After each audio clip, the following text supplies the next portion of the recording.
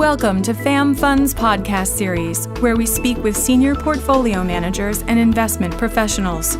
Our goal is to provide investors with unique insights garnered from our bottom-up, in-depth research process. We hope this information is beneficial to you. Thank you for joining us. Hello, I'm Ann Putnam, Senior Vice President and Head of Intermediaries at Fenimore. Today I'm joined by Andrew Boord, the co-manager of the FAM Small Cap Fund, who is dialing in today. He joined us in 2005 and has helped on small and mid-cap strategies ever since, plus been involved with the inception of the fund, which we launched in 2012. I'll let him tell you a little bit more about his background. Yeah, hi, Ann. Thank you very much. I started in 1994 with a firm called CFRA, known widely, I guess, as CIFRA. Howard Shillett wrote a book called Financial Shenanigans, and it was kind of the Bible, so to speak, on looking for accounting companies playing accounting games. So from there, he built a little consulting firm, and we spent a few years looking for companies playing with aggressive accounting. And that was kind of my entry into the business, kind of a side door, you might say. And from there, I went into small cap value investing. And in 1999, I joined A.G. Edwards Asset Management, which is another shop like ours, very quality-biased value shop. And from there, I ended up eventually running or co-managing the small cap strategy and the concentrated strategies before joining Fenimore in 2005. Today we're going to speak about the current underperformance of the small cap strategy and our outlook from here. The fund, more recently, has lagged the small blend category since the middle of 2016, and specifically in the last 8 months, we've been in the bottom quartile per Morningstar. Yes, Ann, it has lagged. Year-to-date, the Russell 2000 is up 4.2 through the end of August, and we were down 3.99. Looking back to the end of June 30th, the 12-month numbers were plus 24.6 for the Russell 2000 and plus 15.85 for us. So obviously, in a relative sense, not a great showing for sure. Do you attribute that to headwinds within the peer group? Yeah, I think that's probably a good way to put it, Ann. This has been an unusual period in terms of the difference between growth investing and value investing.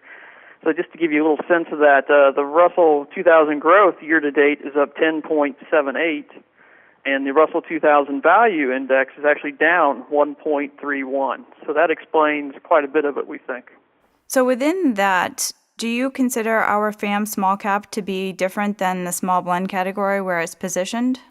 Yeah, I think it is in a lot of ways. I mean, our mantra from day one is to find high-quality companies run by good people and with clean balance sheets. And we're able to find some pretty interesting microcaps that a lot of our peers just can't or won't look at. So we definitely have a larger microcap exposure. And has that performed relatively differently as well within the benchmark? Yeah, that's part of it for sure. I have it here in front of me. The Russell Microcap Index through the end of August was up 2.79, so a little bit behind where the Russell 2000 is, which was up 4.42. Thank you. Please help me with understanding what the driving factor is for underperformance within the fund year to date. Sure. We think it's primarily an industry allocation issue. We have pretty modest exposure to some of the strongest areas of the market lately, particularly healthcare and technology. And we have, modest exposure to some of the more difficult areas like oil and gas. So just to give you an example, healthcare is 15% of the Russell 2000 and actually 25% of the Russell 2000 growth index, but only 6% of the Russell 2000 value. And we here at Fenimore only hold one position, AngioDynamics, and it's about 3.5% position. Similar story on technology. It's 17% of the Russell, 25% of the Russell 2000 growth, and we only have 13%, which is it's a nice weighting, but not nearly as high as some of the Russell 2000 growth peers out there. So with that underexposure to healthcare, can you tell us what you're seeing in the space? Yeah, that space has been really, really hot. It's pretty amazing. We track lots of ETFs. It's just kind of a nice way to see what's going on in the market. I've got 6 here in front of me. I won't go into all the gory details, but those 6 year-to-date are up anywhere from 18% to 48%. The one-year numbers are similar, up 15 to up 40. So the whole healthcare space has just been absolutely on fire.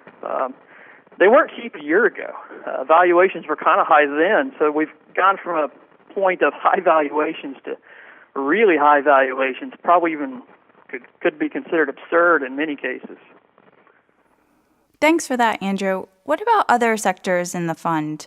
I've known that the FAM Small Cap has carried overweight positions in financials specifically since inception. Is there anything else of note today?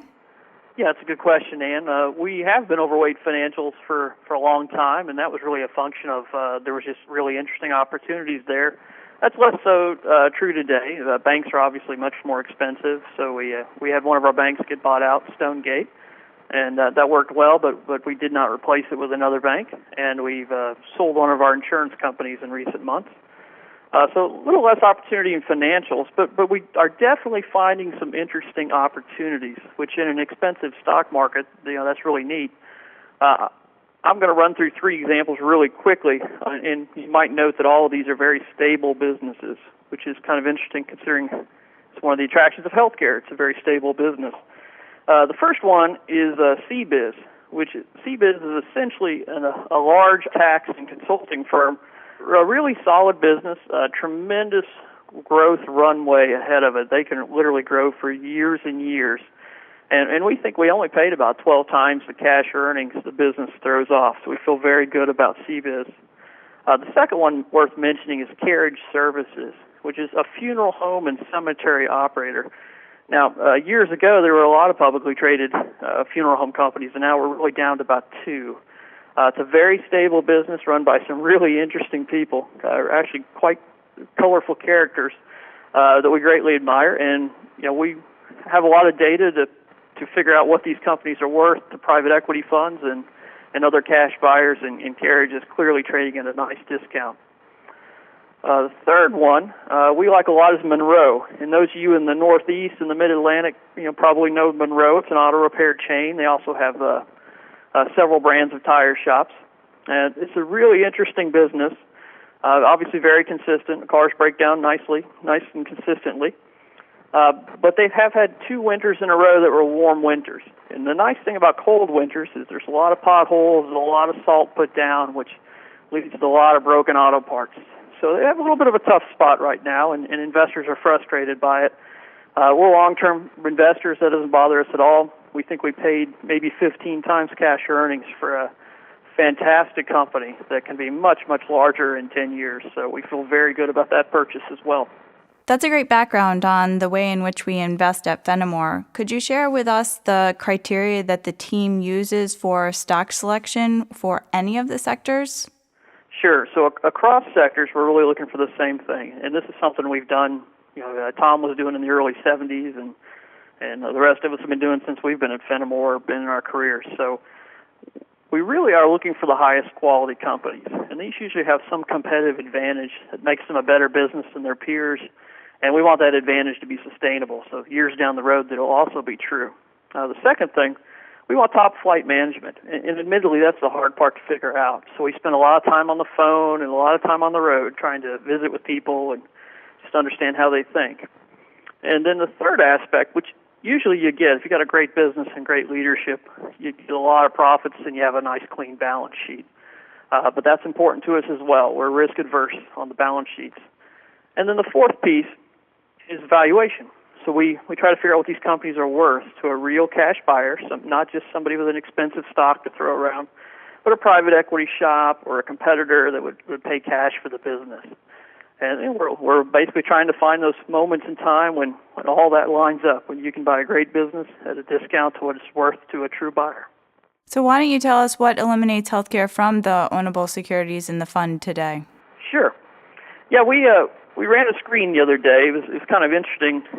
There are about 370 healthcare names that are within the market cap range of the Russell 2000, so what you and I would call small cap. Of the 370, only 94 make money.